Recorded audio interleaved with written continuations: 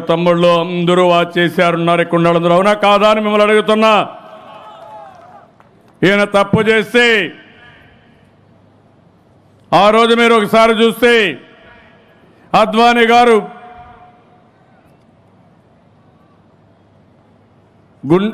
గుజరాత్లో జరిగిన సంఘటన గోద్రా సంఘటన తర్వాత ఈయన ప్రధానమంత్రిగా ముఖ్యమంత్రిగా తీసేయాలని వాజ్పేయి గారు ప్రతిపాదన పెడితే ఈయన్ని కాపాడింది అద్వానీ గారు, ఈయన్ని పెంచింది అద్వానీ గారు. ఈయన ప్రధానమంత్రి అయితే కూడా సహించి సీనియర్ అయినా సహకరిస్తే కనీసం దండం పెడితే నమస్కారం పెట్టినటువంటి సంస్కారం ఈ ప్రధానమంత్రి నరేంద్ర మోడీ గారిది. అది ఈయన అహంకారం. సీనియర్ని గౌరవించే అహంకారం ఎక్కడా లేదు. ఆ విధంగా ఈయనే డ్రామాలాడుతూ కడాన గురువుకు పంగనామాలు పెట్టిన ఈయన నన్ను గురించి మాట్లాడుతున్నాడు. ఇది అందరికీ తెలిసిన నగ్న సత్యం. నేనేం పార్టీలు మార్చలేదు, మాటలు మార్చలేదు. ఆ రోజు రాష్ట్ర భవిష్యత్తు కోసం పార్టీలో ఆ రోజు మా మామైనా సరే విభేదించి ముందుకు పోయాం తప్ప కుటుంబం అంతా పోయాం, పార్టీ అంతా పోయాం.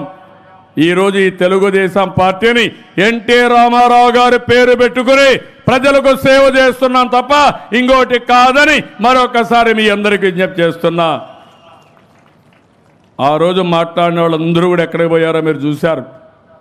అవకాశవాద రాజకీయాలు కొంతమంది చేస్తున్నారు, కానీ నేను ఎప్పుడూ అవకాశవాద రాజకీయాలకు పోలేదు. నేను ఈరోజు మీరు చూస్తే ప్రధానమంత్రి గారు చూస్తున్నారు, నేను ఛాయ్ వాలా అంటాడు. ఆయన సూటు బూట్లు చూస్తే మాత్రం కోట్ల రూపాయలు లక్షల రూపాయల బూట్లు. నేను అప్పుడు ఇప్పుడు ఒకే బట్టలు వేసుకుంటున్నా, మీరందరూ చూసుంటారు. అది నా క్రమశిక్షణ. నేను ఒక పద్ధతి ప్రకారం పెరిగా. మీరు ఆ మారే కాదు, చెప్పేది ఒకటి చేసేది ఒకటి. ఆ విషయం మీరు గుర్తుపెట్టుకోవాల్సిన అవసరం ఉంది. ఇంకొక పక్కన కూడా ఆయన మాట్లాడిన మాటలు ఇంకా కూడా వ్యక్తిగతంగా పోయాడు. మీరు చూస్తే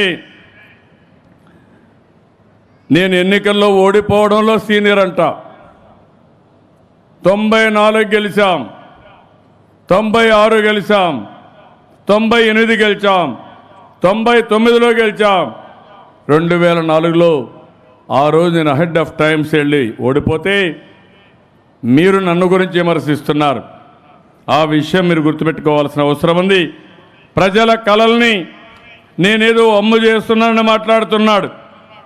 నాకేదో ఆయన గౌరవించారని, నేనే ఆ గౌరవాన్ని నిలబెట్టుకోలేదని కూడా మాట్లాడుతున్నాడు.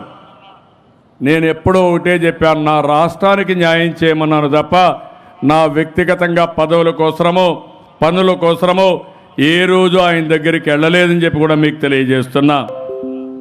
ఇంకొక పక్కన మీరు చూస్తే ఈరోజు ఆయన చెప్పిన మాటలు, ఒకప్పుడు నేను కాంగ్రెస్తో విభేదించానని, మన నాయకుడు ఎన్టీ రామారావు గారు కాంగ్రెస్ పార్టీతో గట్టిగా విభేదించారని. విభేదించాం, కేంద్రంతో విభేదించాం, కేంద్ర దురహంకారంతో విభేదించాం, వ్యతిరేకంగా పోరాడాం, అన్ని రాజకీయ పార్టీలను కూడగట్టాం. ఈరోజు కేంద్రం మీ నాయకత్వంలో అన్యాయం చేస్తూ ఉంది. మీ మీద తిరుగుబాటు చేశాం, మీ మీద పోరాడుతున్నాం. అన్ని